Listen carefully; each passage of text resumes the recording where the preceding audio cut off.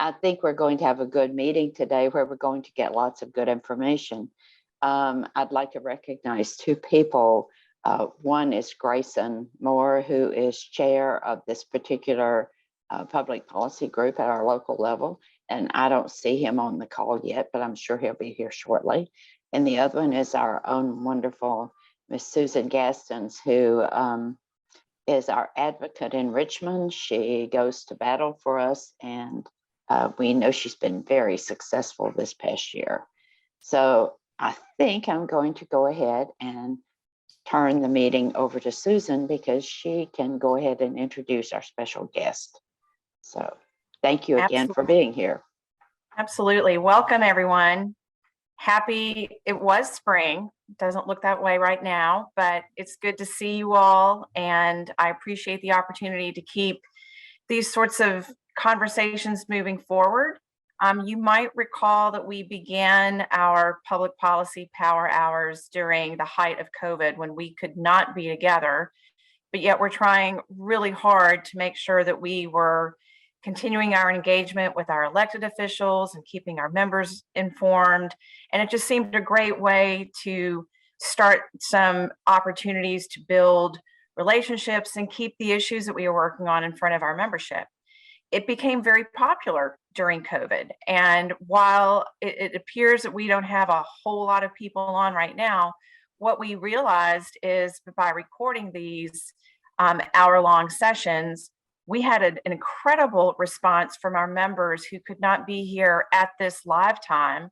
They would go and watch our YouTube channel repeatedly after the session had been recorded. So I know for our guests, it may seem that this is a small, wanton looking group, but I can tell you the numbers belie what actually is underneath the surface and what we'll start seeing here in the next couple of weeks when people do really start to watch and repeatedly, as I said, go back and review these sessions. So we are doing more and more in person now, but with these particular meetings, if you will, we felt that it was continuing to be worthwhile to have them on Zoom. So just wanted to put that out there so you all will realize it really is a much bigger audience at the end of the day. So this is our first Power Hour of 2022. And we are very grateful to our local elected officials who are with us today. We wanted to sort of piggyback on the last Power Hour that we did. And at that time, we had our professional staff, our executive staff, if you will, from each of our localities, our city manager and both of our county administrators. Actually, all three of our county administrators, including New Kent County, were able to join us and talk about what they do in those roles. Well, it seemed sort of the next connection would be, well, let's get our elected officials, our top elected officials from each of our localities to talk to you as the leader of their community and as a leader in the region. So with us today, I see our mayor from the city of Williamsburg, Doug Pons. You can see his background there in front of the municipal building. So Doug, Mr. Mayor, thank you so much for joining us this afternoon. I don't know, Cindy, I do know that Chairman John McGlennon and Chairwoman Sheila Knoll both had indicated they were going to be able to join us. I think John was getting on a little bit late. He had another meeting. In fact, I think he was finishing a class. So I do expect him to join, and Sheila should be on as well. Everyone did confirm. I regret, however, that our chairman from New Kent County, Tom Evelyn, I did not hear back yet from Mr. Evelyn, so hopefully he'll be able to hop on at some point, but if not, we can loop him in at another time. But I do want to welcome Mayor Pons. We've worked with the mayor since he was Councilman Pons, and even years before then, we've been able to enjoy a really great relationship with him. And I'm not going to steal all of the mayor's thunder, but I think everyone realizes what a housing advocate the mayor has been, particularly on the issues of transitioning hotels to housing. And he's done a great job of being an advocate and actually truly being the boots on the ground expert subject matter expert on that particular issue. So I really do appreciate his ongoing work with that. Cindy, again, I don't see our chairs. So if that remains the case, then I would welcome the mayor and perhaps give him the floor for a couple of minutes, and then we can move into some questions that I've prepared in advance that we can pose, or I can pose to the mayor, and then we'll open it up and have just a great dialogue as we always do, so that we can get a sense of where we can be more of a resource to the mayor and to council and the city and our communities, and where we can continue to build on these great relationships. So, Mr. Mayor, thank you again for joining us, and I'll give you the floor, and then we'll move into some Q&A. Oh, good. Well, thank you, Susan, and thank you all for allowing me the opportunity to be with you today. I didn't prepare any statements, but I'll tell you a little bit about myself. As Susan mentioned, I have converted a hotel into apartments, and it was the old Quarter Path Inn, which was a family business for, since the 80s.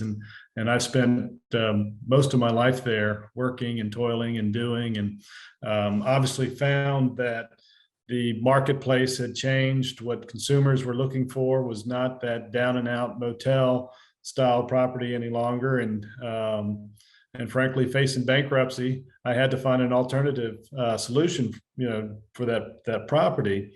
I had been on, the EDA, Planning Commission, and served at the Housing Authority boards and on council now for 12 years, up for re-election. I love serving, but campaigning I don't like so much. But that's a side note. Through all my years of working in the city, I've recognized the need for affordable housing, transitional housing, and so I developed the concept. Obviously, it's not unique to me, but certainly unique to the Greater Williamsburg area. And so went through the process of rezoning, spent months and months and months doing that, lobbying. Then the elected officials that were on council, planning commissioners, and ultimately we created in the city the opportunity for transitional housing, a certain number of hotel rooms to be converted, and so mine was the first product. There is another one in town, former O'Connell Lodge off of Parkway Drive, which is off 2nd Street, which is converted into units. So since then, I'm out of the hotel business, and once a hotelier, always a hotelier. I don't miss it though. It's I feel for my brethren that are in the industry, struggling for labor, struggling for business, struggling against competition. It's tough out there. But since then, I've gotten into more into the real estate market. Owning the hotel, I guess I was in the real estate business. But since then, my wife and I have purchased here in the last couple of years 5 or 6 different properties, did some renovations, put them on the rental market, and so that's what I do professionally now. So as my daughter just joined, we just moved into a new office here on Richmond Road, the old Prudential building, which was Williamsburg Property Management. We bought that and renovated, so I just moved my office over. My daughter now works for me, so we're going to try to professionalize this real estate business that I'm in, and hopefully we'll find some new properties, which I guess leads to one of the challenges. And I'm rambling, I'm sorry, but one of the challenges I think we're facing is lack of inventory, and finding properties to be marketed. So it's a challenge for all of us. As I look for properties to renovate, they're hard to find, and if you do find them, they're probably too expensive, and kind of out of the market of what I'm looking for. So it's a challenge. So look forward to answering some questions. I know from a city perspective, one of the critical issues, talking about housing, is affordable housing, and how do we bring new product in? How do we identify product that is somewhat affordable and help maintain that affordability? The city council has agreed, using some of its ARPA funds, to allocate a certain amount of funds to affordable housing. What that means, we don't know. Do we use those dollars to help build new product? that may be a solution.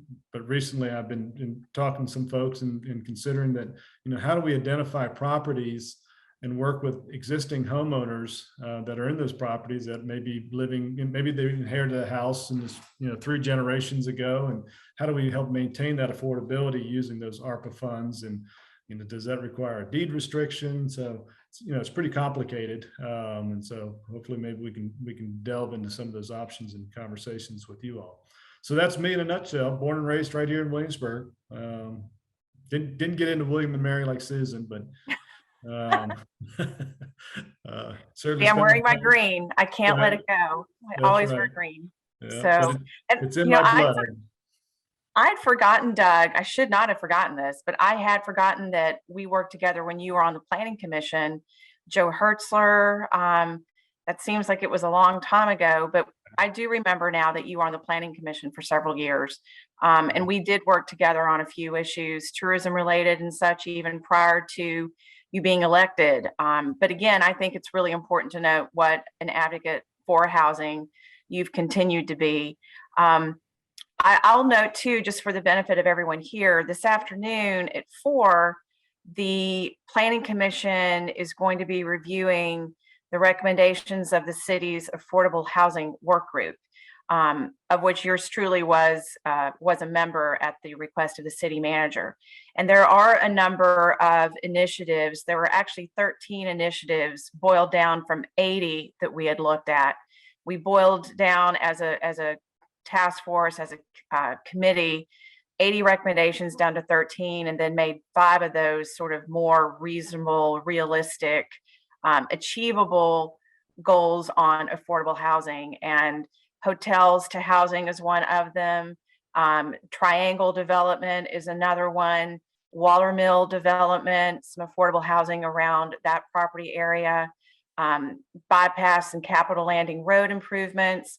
So many of those things we've been engaged on for a while. And then some of the longer term outcomes will be, potential of a community land trust or a land bank, and some bonus density or height density or height elimination of height restrictions in affordable housing to allow and incentivize more workforce housing within the community. So this is what will be under discussion this afternoon at the Planning Commission meeting. So the city is beginning to really look with a very close lens as to what they can and should be doing in terms of affordable housing. So I'll keep everyone apprised in that. Doug, I think it's always interesting to our members, especially if they're unfamiliar or are new to the organization or somewhat new to the area. Virginia is very unique. We don't operate the way other states do, and our localities don't operate the way other localities in other states do. And part of that is just the difference between a city in Virginia and a county in Virginia. And I'm hoping that our 2 county chairs, again, I've not heard back from either of them, although I do know that John is teaching a class. Let me rephrase that. They both said they are going to be here. I'm worried about Sheila because I don't know where she is. She said she would be here, and John is wrapping up a class, as I recall. But I have texted them both, and hopefully they can join us. So Doug, if you could maybe give just a quick overview of the differences between a Virginia city and what they can and can't do vis-a-vis a county and what they can and can't do, especially in terms of taxation, since we are a big funder in terms of capital and revenue for a locality. Right. Well, thank you for putting me on the spot, because I know that you can answer that question much better than I can. I know that just in terms of taxation, the city has a little bit more leniencies in what taxes it can raise, whereas the county has more guidelines in terms of what they can do. They have to first get state approval. Now, that's somewhat true in the city. For example, we went through we were able to, a few years ago, raise some taxes that we hadn't in the past, for example, an admission tax. We can have that conversation in the city because we have that authority. In James City County, York County, or counties in general, they have to have those rights granted to them through General Assembly action. So that's it in a nutshell. But Susan, I'm sorry, I'm not fully up to speed on the difference between cities and Did it. counties. No, But you're exactly right. And part of the construct in that is the Dillon rule in Virginia, which basically says to localities they're only allowed to engage in the practice of taxation or other policy development as is provided or authorized to them by the General Assembly, which is one reason that the localities and the General Assembly do need to work together as closely as they do, because there's very much a symbiotic relationship. So that is always, I think, an important just a construct to lay out, because it's not, a community, whether it is a city or a county, just can't go out and, all of a sudden decide they're going to impose a tax on something that's not authorized to them, or they can't restrict zoning in a way that would be tantamount to no zoning whatsoever or too restrictive in zoning. So in some communities across the country, Portland, Houston, insert name, might get a little bit too grounded in that ability to take control over some of that. And with the state being more of the authority, or at least the enabling authority to provide that in Virginia, it keeps things very consistent and very reliable and very much more of an even playing field. So it is an important relationship to understand, I think, at the outset. Moving a little bit more focused, Doug, into the city itself, if you had to give an elevator speech to someone who's new to Williamsburg, or you're out in, I don't know, wherever you and Melissa might be traveling, and someone says, "What do?" You say you're the mayor of Williamsburg, and they've never been. What would be your elevator speech to describe the city of Williamsburg? Well, it generally starts with, it's a birthplace of American democracy, and it's a place that everybody should come visit. I think what makes Williamsburg, the city of Williamsburg, particularly so uniquely different than anywhere else is the fact that we have these two world-class institutions, the University of William and Mary, Colonial Williamsburg, right within our 9 square miles. That to me is probably one of the greatest things that we have. In addition, I think we have great people that live in and around the city, a well-diverse group of folks. We all don't look alike. We all make different levels of income, very diverse. Our cultural scene is enhancing every day with new, little pop-up shops and restaurants that are coming. So it's really a great place to work, live, and visit. That actually was one of the questions I was going to ask you is, what's the relationship between, and I don't mean this in a adversarial way in any manner, but what is the relationship with the college? And maybe two things: the relationship with the college and the relationship with CW, both of which are probably two of the area's largest employers. But I always think of, we've got the historic triangle: Jamestown, Yorktown, Williamsburg. But I also think just within the confines of the city, like just within that small area around City Hall, the college campus, and Colonial Williamsburg, that is also very much a triangle. Yeah. What's the relationship between the city and the college and CW, and how are you all really trying to solidify how those relationships really function and impact all three institutions? Sure. I kind of liken it to a 3-legged stool. And each of those legs have to be equal and balanced, otherwise we start to tip. And so working together for the betterment of each of our organizations is absolutely critical to the success of Williamsburg. And I think each of those two institutions understand that. Since I've become mayor, I meet with President Rowe and President Fleet on a monthly basis to kind of talk about some of the issues that we have in common, how we can, head things off at the pass before they become too much of an issue. But part of what I've always aspired to is, as a city, we develop our comprehensive plan every 5 years. Heretofore, we really never knew what those two organizations, institutions, comprehensive plan was. And so part of what I'm trying to create in a relationship with them is understanding what they see as the future. And then that way we can understand how it impacts each other, how we can help one another achieve that vision.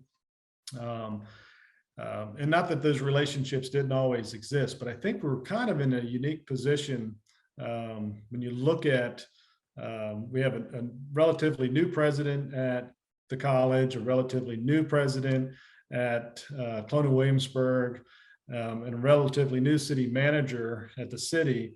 And they've come, Cliff is a little different. I mean, he's obviously William and Mary through and through with 4 degrees, Cliff Fleet, William and Mary, so he understands it.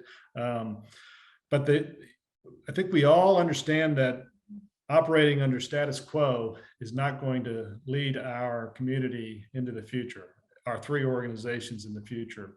And to me, that's kind of been a breath of fresh air.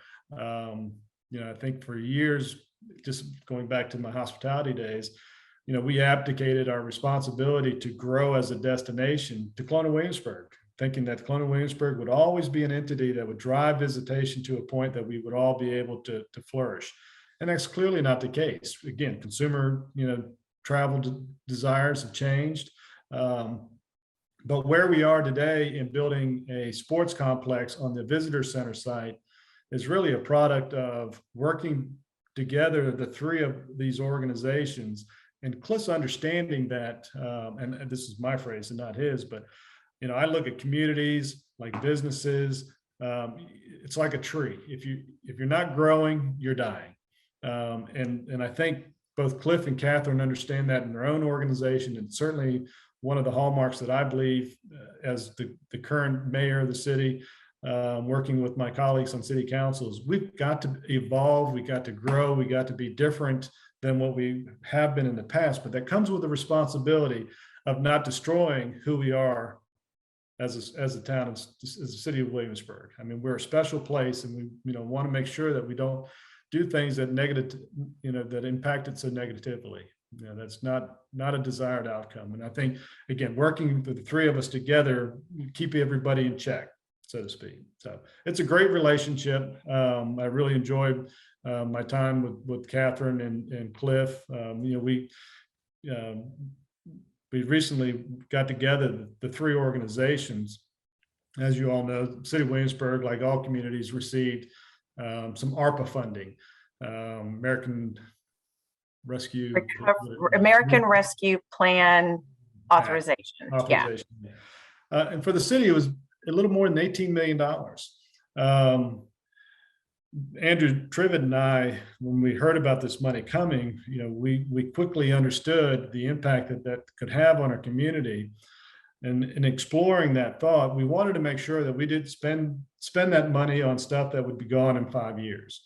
We wanted to make an investment, use those dollars to make investments that would drive the economy for the next 50 years or longer. And through this conversation with the president of CW and the president of the college, one of the things that I'm really excited about is the opportunity for the university, and I got to try not to say college anymore, it's university, to develop this new data studies program. And so what the council has agreed is to support that with $2 million of our ARPA funds, so that eventually we can build, William and Mary can develop this new program with a new building, and hopefully, if it could happen over there on Bypass Road, where they're kind of talking about it today, in partnership with Greater Williamsburg, that could be a real economic generator for the region, but most specifically for the city of Williamsburg. And that happened because of the good working relationship that we have together. I'm as an alum, I'm extremely pleased to hear all of that. And I know those relationships have continued to improve.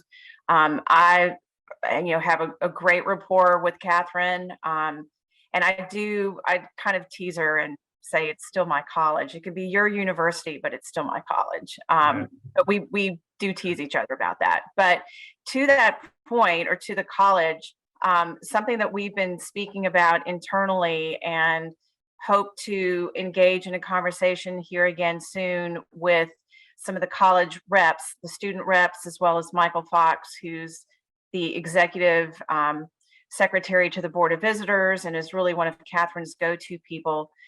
During COVID, especially during the height of it, well, I should backtrack, the beginning of it, when students were asked to leave campus, for those who were in college housing, they were just able to go home and not worry as much about what would happen to their resident halls or their dorms when they went back home. But for many of those students who were student renters, they were very concerned about what was going to happen to them. And we had to remind ourselves, they're young and impressionable, and many of them were first-time renters. They really did not understand their responsibilities and their rights. And they certainly did not understand the responsibilities and rights of landlords. So we went through a couple of conversations with student government leadership, explaining to them how this would work, and that we would certainly be advocates for tenants to make sure they would have access to the rent relief program. And just really, I think Cindy and I both felt like almost like student counselors there for a while, just to assure them that this was a partnership, that everyone was taking the right precautions, and that we were going to be advocates to assure that those relief funds would be provided. And what it said to Cindy and to me, and I think to Michael Fox as well, was that these students really need some education on student housing, on being a renter, on what they need to know as a tenant, maybe even their parents, what the parents need to understand as the parent of a student renter. So what this has all led to is a continuing dialogue with the college on perhaps it would be beneficial in the near future. It's going to take some time to plan. And we lost some time with COVID, to be candid, but we would like to engage with the college, I think with the city, and maybe even with, obviously our members, our landlords, but we would like to engage in some form of an educational event where we could be working with the law school and really start to educate these students about what it means to be a student tenant, and really call it a housing fair geared toward William and Mary students. So stay tuned on that, Doug. I think we've got some upcoming discussions coming online with Michael Fox in the next couple or so weeks. So we really do want to push this forward, and maybe that could be another discussion point with you all as well. I will add, and then I've got a couple of other questions we can open it up to everybody. I'll add that in working on the affordable housing work group and on the neighborhood balance committee, very closely in both cases with the city manager, he is a get things done kind of a guy. And I really do appreciate Drew's ongoing effort to push out what are good city policies and the collaboration within the community. It really has been as strong under Drew's leadership as I think any time that I've worked with the city. So we appreciate the ongoing inclusion as a stakeholder in the city and throughout the community. So thank you for that. Well, you're welcome. And before you go off on that, one of the things I think is important, what's being developed potentially, is a rent-ready program for the college to participate and help their students find houses that have been certified by however that's going to be worked out. And I think that's going to be an important aspect of that education part for the students, but also to help them find places that are safe to live in. We hear stories often that the students living in basements with water leaking under the beds. And I mean, it's just bad. And I think, for all that Williamsburg is, we should be able to have safe housing for our students. So keep in mind this potential of a rent-ready program as you move forward in that discussion, because I think that's going to be an important part of helping to kind of ferret out, to root out some of the unscrupulous landlords. And keep us involved in that discussion too. And I will tell all of you, and I think I know Cindy's aware of this. I know that Lynn is aware of this. Some of our very ingrained public policy members know about this too. Throughout the COVID evictions situation, which, there was a special session in 2020 that went on for 84 extremely long days that was all geared toward evictions. And I think I had sort of a push and play situation with the work that I was doing and the discussions that I was having, and that I was explaining to legislators that our landlords who are members of the Association of Realtors, are not the unscrupulous slum landlords. We have professionals. They subscribe to a code of ethics. They work very closely with the owners. In fact, sometimes they themselves are the owners, but the unscrupulous landlords, and we just heard horror stories throughout the Commonwealth about that level of providing home ownership, or at least providing housing.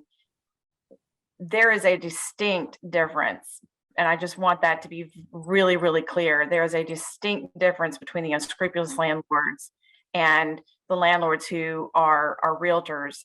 And we had to really change the perception among policymakers, because they would hear landlord tenant and they would hear eviction and writ of unlawful detainer, and they would immediately think that every single landlord was a horrible human being who forced their tenants to live in squalor and would be very vigilante focused if there were a problem.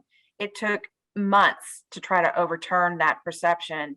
And I think now we have a much better understanding in Richmond, and I think even throughout our local governments, that landlords are part of the housing spectrum, and they provide an opportunity that is a step up and works in trying to make this opportunity feasible and rewarding for all parties. So I'm really glad you mentioned that, Doug, because I think it is very important for everyone to know, and I know that you all do, but trying to make that distinction has taken probably now close to 3 years of making sure that everyone is aware of that bright line test between unscrupulous or slum landlords and what our members do. So let us know where we can be a resource to the city, and how we can be helpful to you all on the Rent Ready program. Good, certainly. Thank you for that. Pons, thank you for being with us today. We certainly appreciate the good information you provided, and I'm particularly impressed with some of the initiatives that you've spoken about. One question, you mentioned the $18 million in ARPA funds that the city is receiving or has received.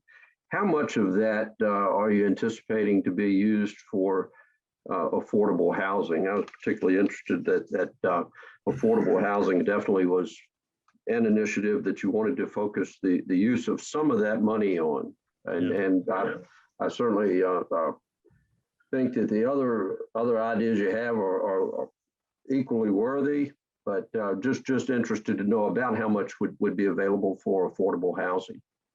So right now we have earmarked about $950,000. $950,000. Yeah. But then the question, as I broached in my opening remarks, how best to spend that money. And just more specifically looking at in a conversation with some of the folks that live in Highland Park, and you all may be familiar with that. Historically, those houses have been, you may know the history of Highland Park and how it got developed, and it was a place and it's primarily African American.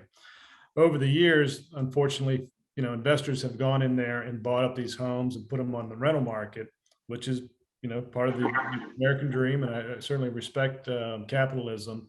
But what's happened is we're taking those houses off the market for people to live in terms of home ownership. And so the question came, how do we spend that $950,000? Some of those folks that live in those neighborhoods, in that neighborhood particularly, maybe on Social Security, they may have inherited the house, but with property values going up, taxes are going up. And I saw the other day, there was a couple of weeks ago, one of the houses in there sold for almost $300,000. And Paul, just your reaction alone kind of tells the story of what's happened. I mean, 4 years ago, you could buy a house in there for $100,000. But so it's becoming more costly. So how do we use those funds to help protect those homeowners so that they can stay and live affordably in the city versus going out and saying, we just bought 100 acres. The city just bought 100 acres out around Waller Mill to help protect our watershed. One of the ideas was, could we take that 900,000 and build some small homes out there and provide them as affordable housing to folks?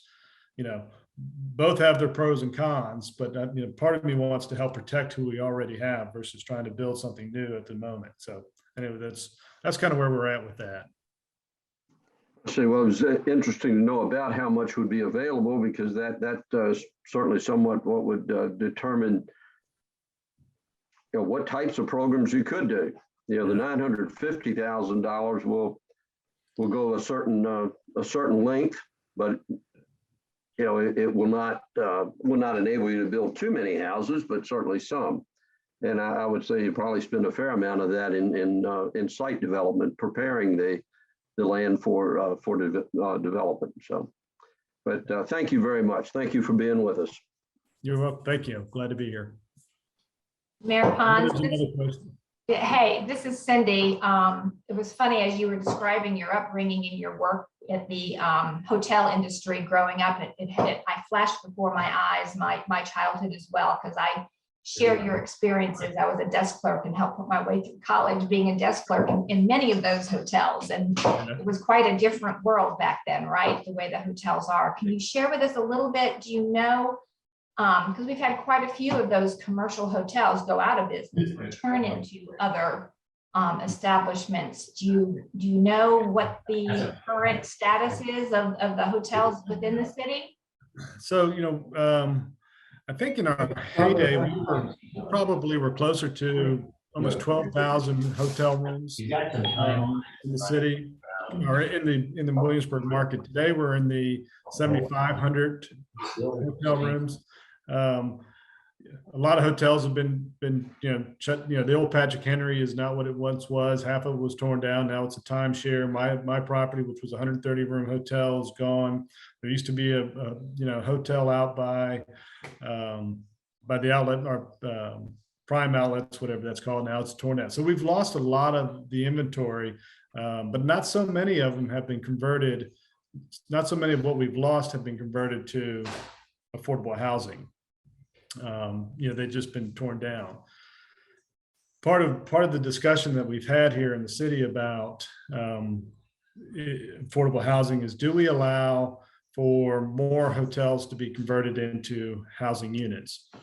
I would say from one perspective, it's a good idea. It fills a need to provide that housing. Hang on one second. But on the other end of that spectrum, if we can allow the conversion of more hotels into apartments, well, then they will always be apartments, and apartments don't generate room or sales tax like hotels. 5% of the city's land is designated commercial. And so when you take a commercially zoned hotel and convert it into housing, you erode that commercial zoning into housing, and so that it impedes our ability to grow in the lodging market. I don't know if that makes sense or if I explained that well enough. So there's a consequence of doing that affects the abilities of the city to be in the lodging business like it is. So we have to be careful of how many more units. All that said, we have to be very careful about how many units we allow to be converted into housing, I think. I don't know if that answered your question, Cindy, but the market's better. So part to your question, this year, the Smith Travel reports have indicated that we're about at 2019 levels in terms of occupancy percentage, which is good. And that doesn't include what hasn't come back, which is foreign travel, group tour travels, and then conferences at various properties. We haven't seen that come back, and so hopefully we'll see that start to rebound, and sometime in 23 is what we're hearing. Right, right. Now that's great. That's exactly what I was asking for. Because I do feel like we're getting more of our visitors back, and I think that the hotels are starting to fill up again. But I just wasn't sure what that ratio was still within the city limits of how many hotels, rooms, and spaces were there. Mm-hmm.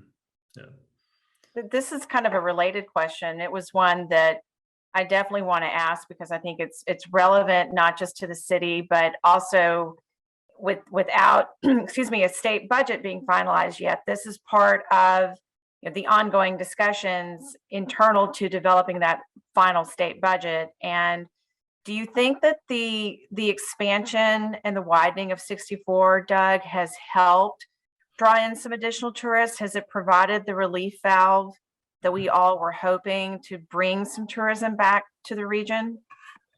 Yeah, so I don't have any specific data that would prove that out, but I think just intuitively, we all know that if you're not locked up in traffic, and you know that the road is you're not going to get caught in traffic as much, you're going to be more willing to travel. So I think yes, it has.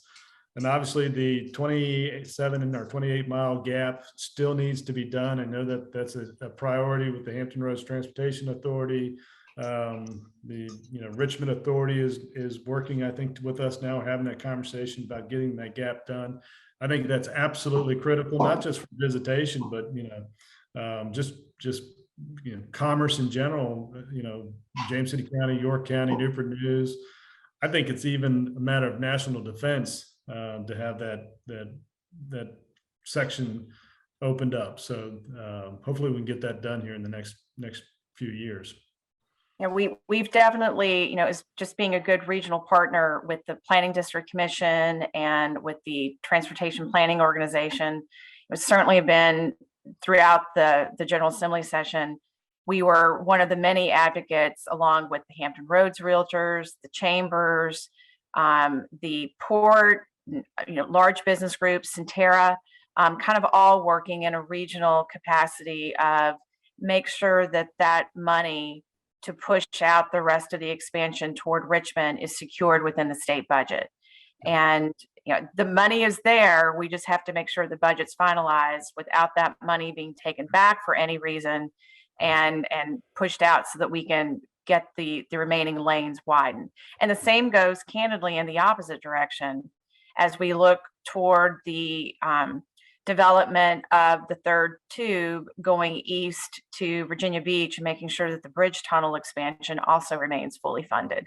So I don't think it's an issue of will it be funded. I think some of the questions have been, does it need to be funded at that level? But our argument has been yes, very much, because the budget was based for the HRBT expansion on those numbers, and so we need to keep that moving forward. And Virginia's budget surplus is out of historical context right now. We've never seen anything like it. So there's certainly no reason for a backpedaling, and we are part of a growing chorus, I think, to make sure that remains. So that kind of brings in my next question. And I know we're still struggling with both the chairs from the county's ability to get in. Maybe that's the difference between the city and the counties. The counties can't get in. I didn't want to draw out the obvious conclusion there, but who represents you. Back to maybe the question in the absence of both of our county chairs. So we do really function as a region. We I think are increasingly vocal as a region. I think there are more synergies as a region. And by that, I mean from Virginia Beach and Norfolk and Chesapeake and Suffolk, all the way up through the peninsula and through the historic triangle. As the mayor of the city and having been on council for so many years, Doug, how would you describe the current state of the region's collaborativeness and unity? And how have you seen that maybe evolve over the past decade? Yeah, so I think I think it's very good, quite honestly. And just the other day, yesterday, in fact, the Hampton Roads Planning District has put out a meeting request that came from Mayor Tuck and Mayor Dyer to get us all together to talk about crime and what we're seeing as a region and what we all can do together to help, stymie the growth in crime. And I think I say that just as an example of how I think we are collaborating. Clearly, the city of Williamsburg is a much different city than Virginia Beach, and some of the challenges that we have are unique to ourselves. But there is good dialogue. I know with not so much the south side, but here on the peninsula, every month or every quarter now, the mayors and chairs get together for a luncheon and just kind of talk about what's happening in our communities, and gives us the opportunity to network amongst each other and get to know each other. So I think the collaboration is good. We can have conversations about the gap of 64 or crime, or affordable housing. So I think that collaboration is good. But it's most important because I think not so much on the local elected officials, but for the county administrators, city managers, chief of police, and those folks are working together, and that's really where the magic happens, so to speak. Yeah, I would agree with you. I think over the past several years, particularly before COVID, and I hope we see some of this resurgence as everyone feels increasingly safe to be together again. In the 2020 General Assembly session and at the Hampton Roads Planning District Commission meetings, at the Hampton Roads Transit meetings, we certainly, there are a lot of people around those tables. And I think the linking of arms and trying to really increase the voice of Hampton Roads to be a region that can compete for industry, for tax dollars, for just attention alongside Northern Virginia, or even besting Northern Virginia, really increased in the past several years. And, I think that is an important optic, not just for us to send to the state policymakers, but to send to all of your constituents, Doug, to the businesses across the region, that we really do work very much hand in glove together. And while Williamsburg is different from Norfolk, and Hampton's different than Poquoson, and York County is different than Chesapeake, it is still very much Hampton Roads. And I have a client over in Norfolk that is technology and robotics. They have a lot of investors from across the country. And when the CEO describes where they're located in Hampton Roads, some of these investors from Nashville, Austin, Los Angeles think that this is rural Virginia. And to make that, we still have work to do, obviously, to make our case that we are a very thriving community, national defense, Port of Hampton Roads, commerce, technology. So much can be done here that can continue to elevate us. So we want to be part of those conversations, obviously. Good. Well, I think when we all work together, we all reap the benefits of those results. So I think that's important. And I think, what's happened with the alliance now that Doug Smith has been brought on is helping to bring all of these communities together in a way that we haven't, in partnership with Go Virginia. I mean, there's great synergy. And I think heretofore, the water was almost a barrier from what's on the peninsula on the south side. And we've been able to bridge that, pardon the pun, but and working together. And I think the efforts at, Harumpa even is an important part of understanding our reliance on the military.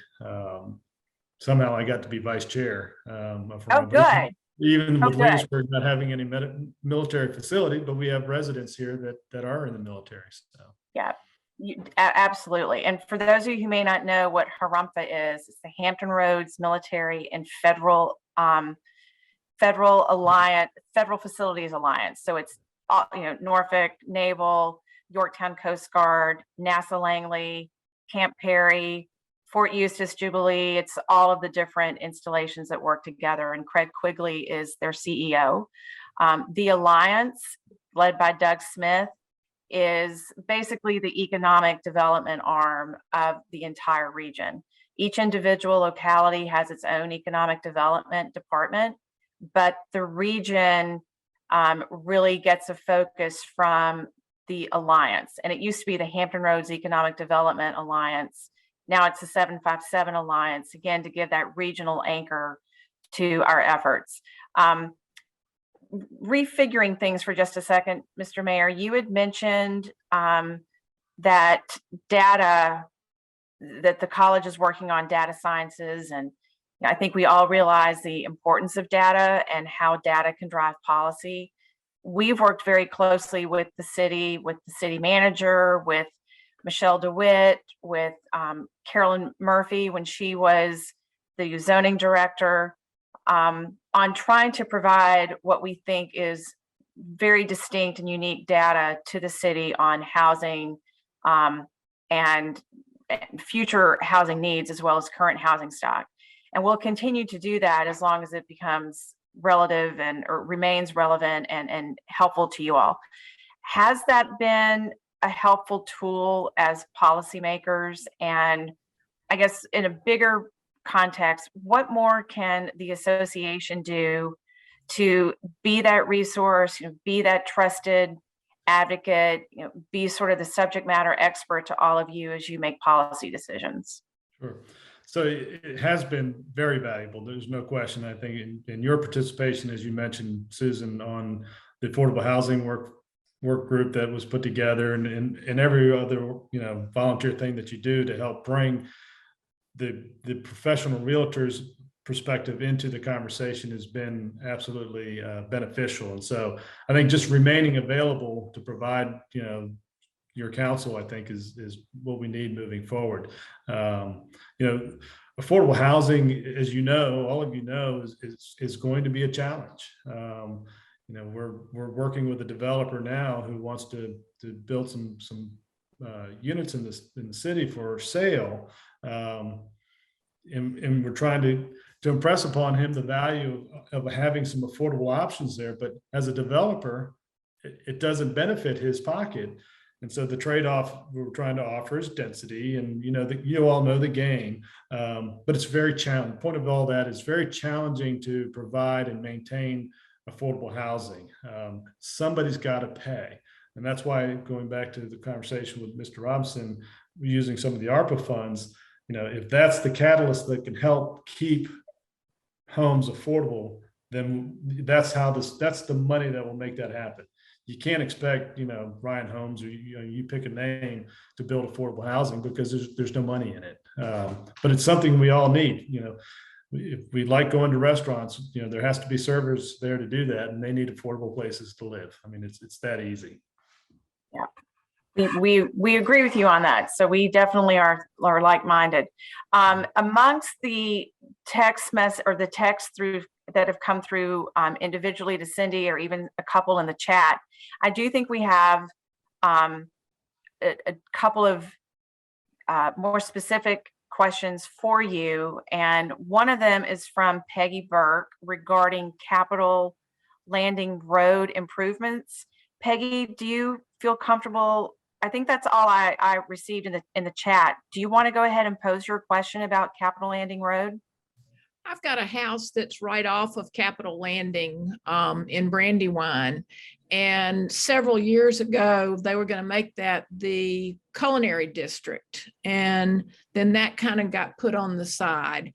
And I know that my neighborhood, I'm on the HOA there, the people who live there are concerned and just want to know what's happening, where DMV was and all of that area. Yeah. So, beautiful neighborhood, Brandywine. Capitol Landing Road is an important corridor for the city. As you all know, it once was the main corridor into the city, and traffic changed, and we've seen the downturn of Capitol Landing Road in terms of commerce. And so the city, using smart scale funding and some of our own funds, we have slated, I think, about $6 million to rebuild Capitol Landing Road from down around Brandywine all the way up to the intersection of Bypass Road, Page Street, Capitol Landing Road. And the current design there is to put in a new intersection, a four-way intersection, so that as you come up Capitol Landing Road from the old DMV, you could either take a right on Bypass, left on the Page, or go straight into the Visitor Center complex. I think that's going to be an important aspect in terms of what could happen on 4 new corners for commerce in that area. But if we can strategically bring some traffic in that helps redevelop some of the blighted motels over there using private money, not city money, would be a desired outcome. At our last city council meeting, we approved $108,000, awarded a bid for the demolition of the DMV building and the associated little strip center there, ultimately to create a brownfield opportunity for somebody to come in and build something new there. And so, Peggy, you may have participated in some of the surveys that went out in terms of what you'd like to see on Capitol Landing Road in terms of lighting, pedestrian walkways, bike lanes, that type of thing. I think the prevailing, I think there's going to be a road diet on Capitol Landing Road, like we've done on 2nd Street, where the road diet is currently there's 2 lanes in each direction. I'm moving my hands. 2 lanes in each direction. What we would do is 1 lane in each direction with a dedicated turn lane in the middle. It ultimately moves more traffic. It's safer, and it also makes it easier to cross. And I think that's an important part of what we're trying to achieve over there. So the Culinary Arts District is, it's still a thing, but it's, we're not really pushing it as that as much. But again, once the city's invested millions of dollars and bought several hotels and torn them down. The goal is to have somebody come in and build new businesses there. TBD. Thank you. You're welcome.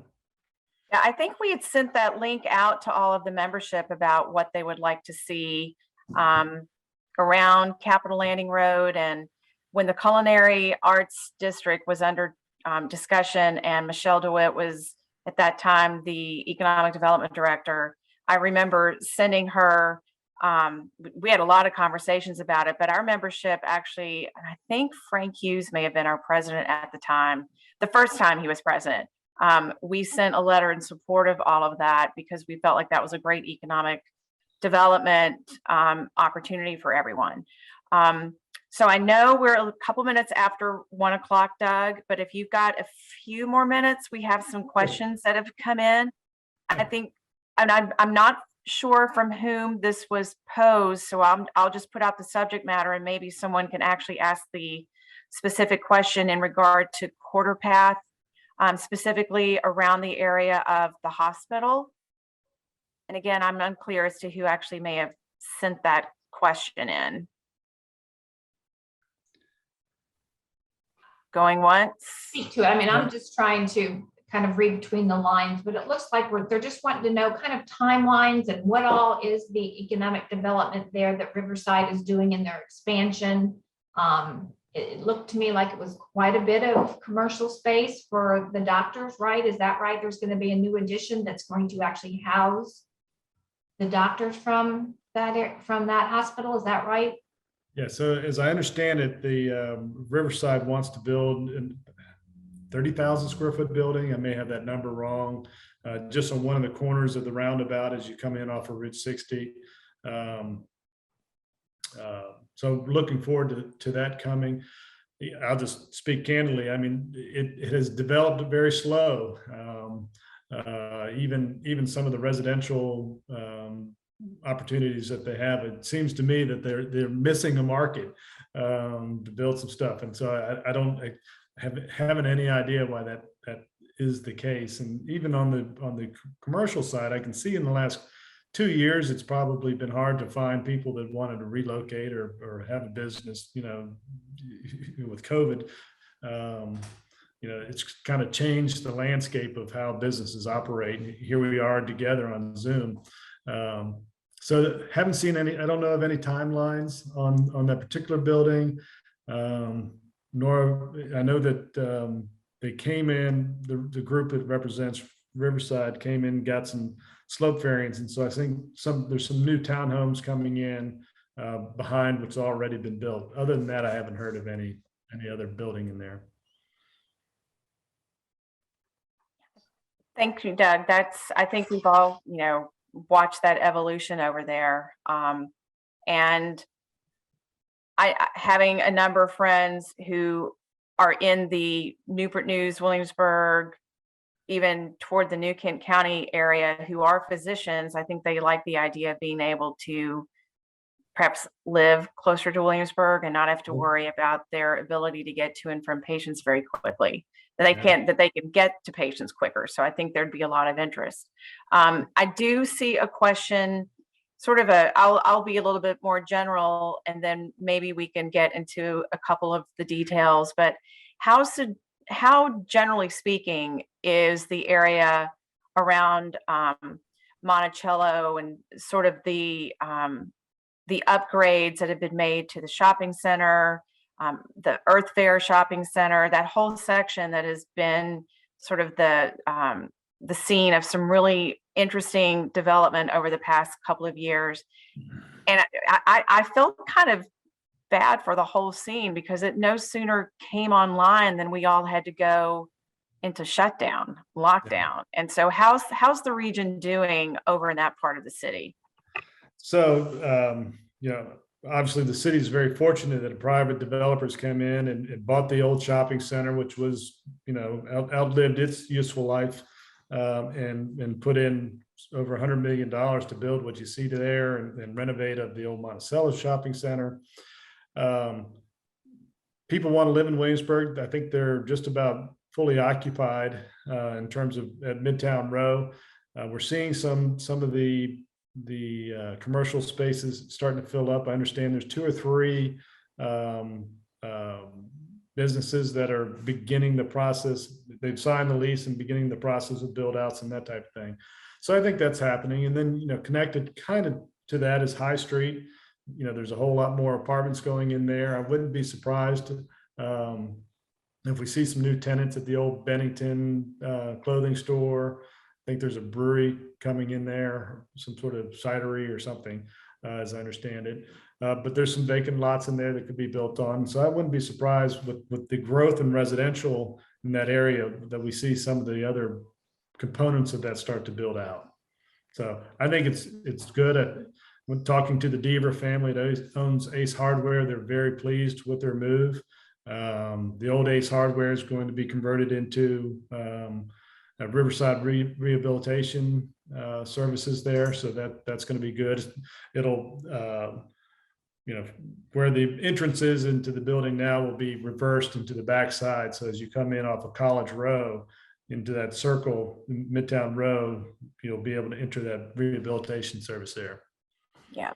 So. I think, and I don't know if you see it in the chat from Stephen Abbott, that his comment is it's been a nice boost for the entire area. It's, when I was a student at the college, it was Roses, and we still had the movie theater and a couple of restaurants to go to over near where Earth Fair is. But it's been nice to see the uptick, and it's been nice to see the improvements. And it really, I think, is an anchor to that part of the city now, where before it may have been an eyesore. And I think some people might still not love the overall look. I know there is a comment that it wasn't very Williamsburg-y.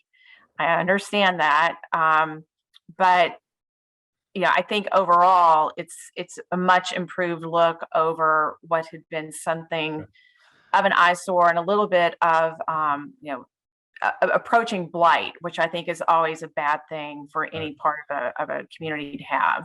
Right. Nothing can stay the same.